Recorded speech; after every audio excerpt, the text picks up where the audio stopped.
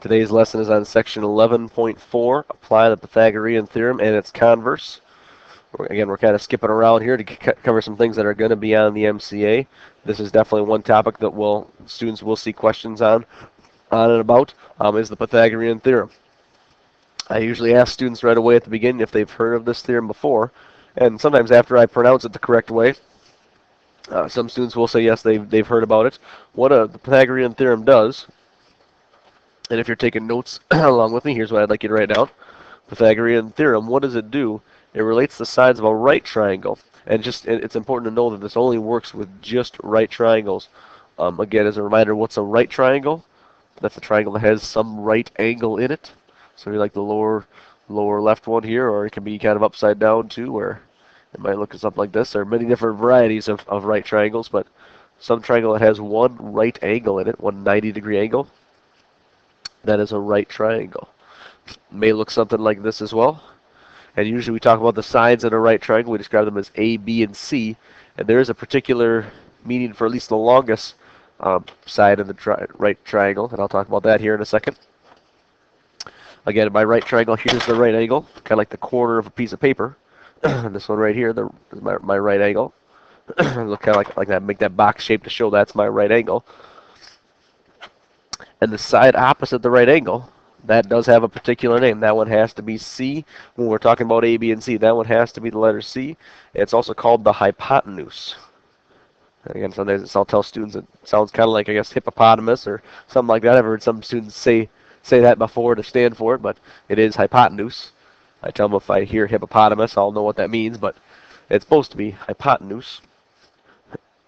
And that is just the side that's opposite the right angle in a right triangle. A and B, the other two sides, are just the legs that form the rest of the triangle. It doesn't really matter which order they come in. A and B can be switched around, but C definitely must be. C has to be the side that's opposite the right angle. That has to be true. That is always the longest side of the right triangle because it's opposite the right angle. But that needs to be, the hypotenuse definitely needs to be C. Needs to be the longest side. A and B doesn't really matter often what one is which in terms of how we'll use it in this formula. The Pythagorean theorem itself, what does it say? Well, here are the words for it. Again, the words, it's kind of maybe a wordy definition, but the formula itself, or what it really means, I think ends up being fairly simple. It just breaks down to a simple formula. The Pythagorean theorem is, it says if a triangle, just kind of reading it off here, you do not have to write it down, but just kind of reading off what it's saying. If a triangle is a right triangle, then the sum of the squares of the lengths of the legs equals the square of the length of the hypotenuse. And there's a lot of those in there, but really all it breaks down to is this simple formula right here, and I'll kind of read it one more time and kind of show that it all just breaks down to this formula. A squared equals B squared plus C squared. That's the relationship that always holds true for any three sides in a right triangle. A right triangle, the three sides always have this relationship. And if you know two of the sides, you can always find the third side by using this little formula. Okay. So going through it again, it says if a triangle is a right triangle, then the sum, well, the sum means, okay, I'm adding these two things together, of the squares of the lengths, well, there's the two lengths, A and B, and I'm squaring them. The squares of the lengths of the legs, A and B are the two legs. So that's what's happening right there. It's saying add the two legs together when you square them. So that's this side of the formula. Equals, well, there's my equal sign, the square of the length of the hypotenuse. So I'm squaring whatever the hypotenuse is. See. So again, it sounds kind of wordy, but it all just breaks down to that formula. A squared plus B squared equals C squared. On the next page here, I'll show us how we can use that. Then if we know two of the sides of a right triangle, I can always find the third one using this formula. So again, here's the formula. And a problem might say something like, solve for the missing side of this right triangle. And it might tell you it's a right triangle, it might not, but it should. It should somehow tell you, or show with that symbol that it is a right triangle. But in this case, we assume it is, because that's the example I've set up. Solve for the missing side of this right triangle. Well, again, here's our formula. A squared plus B squared equals C squared. So we're just going to use this to solve and find out what that third side is. In this case, it's A. So when I start plugging numbers into the formula here, well, A is the one I'm not going to have. So I'll have A squared plus, and then how do I know which one is B and which one is C? Again, most important, here's the right angle. The side opposite of that has to be C. Okay, that has to be the hypotenuse. So 25 needs to be C. So that means 24 is B. So I could say 24 squared equals 25. Oops, that's to the 6th power, but squared. Well, so far so good. I've just plugged the numbers into the formula where they go. Now, how do I go about finding out what A is? Well, now it's just like solving an equation. First thing I can do is I can figure out what 24 squared and 25 squared are. 24 squared is 576. 25 squared is 625. So as you'll notice here, we will be working with some bigger numbers sometimes. And as you'll see in a second also, we'll have to take some square roots. So this is definitely a section to have your calculator handy. Definitely one I'd want you to use that. I still want you to show the work like we're doing here, so I know that you're doing the problem right, but definitely have your calculator handy when we're doing this section and using the Pythagorean theorem. So now I've got A squared plus 576 equals 625. What would I do from here? Well, again, we're trying to solve this equation. We're trying to get A by itself. So how would I do that? Well, this is A squared plus 576. Just like we've done many times then, if I want to get A by itself, I got to subtract 576 from this side to eliminate it over here. Okay. Now I've got just A squared by itself on the left side of the equation. 625 minus 576 gives me 49. And again, 49 though isn't the answer. This says A squared equals 49. Some number times itself gives me 49. So what could that number be? Well, again, you may be able to kind of already think it out yourself. Otherwise, the button on your calculator that does that is it's a square root button. So if I take the square root of 49, that'll tell me that A equals 7. When you're doing these problems, it should kind of check out that C. Make sure as you find your new side here, let's say again we found that A is 7, B was 24, C was 25. It should check out that C is still the longest side.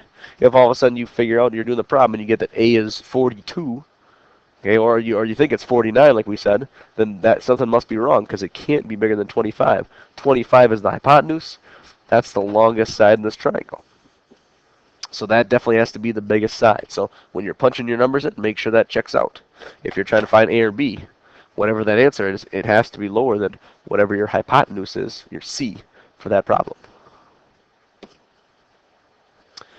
Looking through a few more examples here together then. It says, again, solve for the missing side. We'll say this is a right triangle, so is the other one. We'll do one of these at a time here. So looking at this one on the left, I've got the sides of 30, 40, and then C, the hypotenuse. Again, that makes sense because that's the side opposite the right angle. So all I'm going to do is I'm going to use my formula, A squared plus B squared equals C squared. Well, C is the one that I don't know, so that's like, it's all going to equal C squared. And again, for A and B, it doesn't really matter, I guess, which one is which. A and B are kind of interchangeable like that in terms of 30 and 40. It wouldn't matter which one I plugged in where. I should still get the same answer. It is important which one is C, though, if I have that in the problem or if I'm trying to find it. But in this case, I can just go 30 squared plus 40 squared equals C squared, whatever that missing side is. 30 squared is 900. Just got to figure these out now first. 40 squared is 1600. And in this problem, well, again, I'm trying to solve and find out what C is. C is already by itself here on this side of the equal sign, right? If I drew my line down like we often do on the equal sign, I notice that C is already by itself on this side of the equal sign. So what I can just kind of keep doing is, well, figuring out the right side here. I can just figure out 900 plus 1600. That gives me 2500, which still equals C squared. And now that, remember, C squared means some number times itself gives me 2500. So if I take the square root of 2500, that should give me the answer. I think in this case it says C equals 50 if I punch that into my calculator. So just realize sometimes we end up having to add some of those numbers together. Sometimes we have to subtract. But that's why I'm telling us that we need to set up something like this and show the work like this using the formula. That'll always tell us if we should add or subtract the numbers or how it should go. It's just like solving an equation like we did earlier this year many times in Chapter 3. Going to the next one here. In this problem, we don't have B. We do have the hypotenuse, though, C. That's the side opposite the right angle. That's 7. So when I plug these numbers in, I guess A will have to be 6. Here, I'll write the formula first. A squared plus B squared equals C squared. Okay. A will have to be 6. B is the one that I'm trying to find, so B squared. And then C has to be 7, so 7 squared over here. Just plugging the numbers in the formula, here's what it would look like. What could I do next? Well, I could actually figure out what 6 squared is and 7 squared is. This would be 36. 7 squared will be 49. And then now again, it's like solving an equation. I'm trying to solve for B, so in this case, I will have to subtract 36 from both sides because I need to get B by itself. B squared equals, well, 49 minus 36 gives me 13. And that's okay if I get some kind of decimal answer. That could happen sometimes. If I take the square root of 13, I think it ends up being about 3.6. So like I said, B should be about 3.6. Again, does that make sense? If I look at the two answers in these problems, does it make sense? C was 50, I said. Does that make sense in terms of this triangle? Yeah, because it's bigger than 30 and 40. So, yep, C should be the biggest answer, should be the biggest number. So good, that one seems to make sense. What about for B for my other answer? 3.6. Okay. If I draw that up there to B, okay. Yeah, 7 was the biggest side, the hypotenuse. So yeah, as long as it's something lower than 7, that kind of makes sense. There are ways to kind of double check too to make sure your number is reasonable, but I think that's the very most basic one I could say right away, is that C needs to be the biggest side in any right triangle. So if you're finding C, like we did in the first problem here, make sure that's the biggest number that you have now in your three sides. If you're finding A or B, well then make sure it's not bigger than whatever C is in that problem, like we did in the second problem. And just kind of going through two more examples. If they don't give you some kind of picture for the problem, that's okay. We know what a right triangle looks like. You could still draw your own picture if you wanted, if it helps you.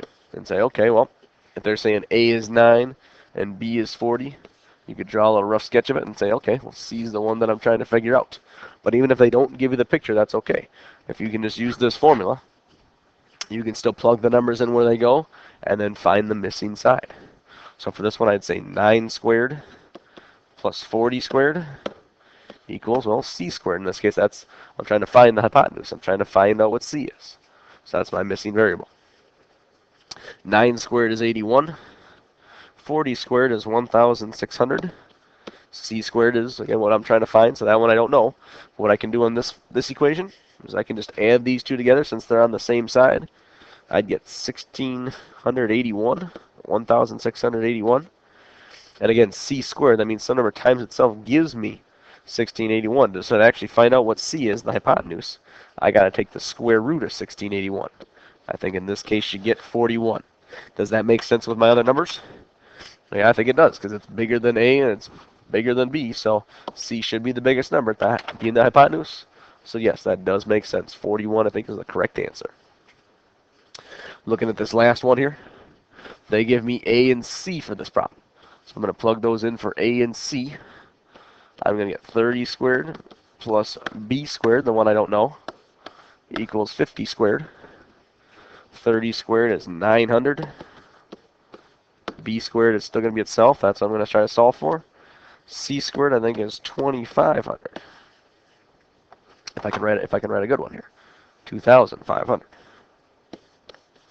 I'm trying to find out what B is, so I'm going to solve it like an equation. Well, then I've got to get B by itself. Solve this problem for B. Get it alone by itself on one side of the equation. So I'm going to subtract 900 from both sides. I get B squared equals, well, 1,600. If I take 2,500 minus 900. And then, again, this is B squared. So I got to take the square root of 1,600, and that should give me what the side for B is. I think it ends up being 40. Does that make sense? Yep. It fits right in between 30 and 50, so that side seems to make sense. So there's a way we can use the Pythagorean theorem. One way is the relationship between the three sides always holds true.